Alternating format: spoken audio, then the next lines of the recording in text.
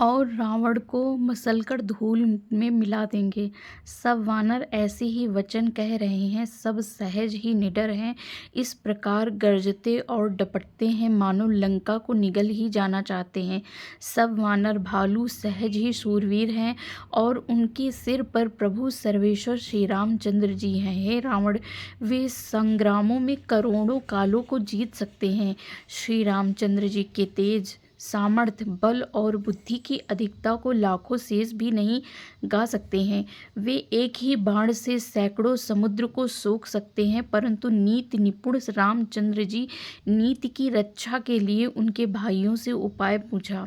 उनके आपके भाई के वचन सुनकर वे श्री रामचंद्र जी समुद्र से राह मांग रहे हैं। उनके मन में कृपा भरी है, इसलिए वे उसे खोना नहीं सोचते। दूत के वचन सुनते ही रावण खूब हंसा और बोला, जब ऐसी बुद्धि है तभी तो वानरों को सहायक बनाया है। स्वाभाविक ही डरपोक विभीषण के वचन को प्रमाण करके उन्होंने समुद्र मचलना, बाल हट ठाना।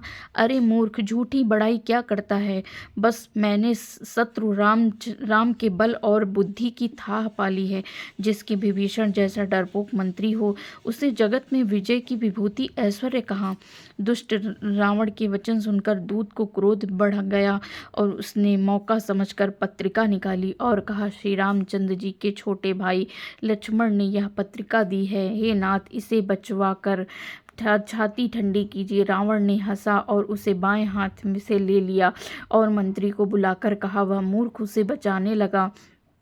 पत्रिका में लिखा था, अरे मूर्ख, केवल बातों से ही मन को रिझाकर अपने कुल को नष्ट भ्रष्ट न कर। श्री रामचंद्र से विरोध करके तू ब्रह्मा, विष्णु और महेश की शरण जाने पर भी नहीं बचेगा। यह तो अभिमान छोड़कर अपने छोटे भाई विभीषण की भांति प्रभु के चरण कमलों का भ्रमण बन जा, अथवा रे दुष्ट श्री रामचंद्र जी ने बाण रूपी अग्नि में परिवार सहित पतिंगा हो जा।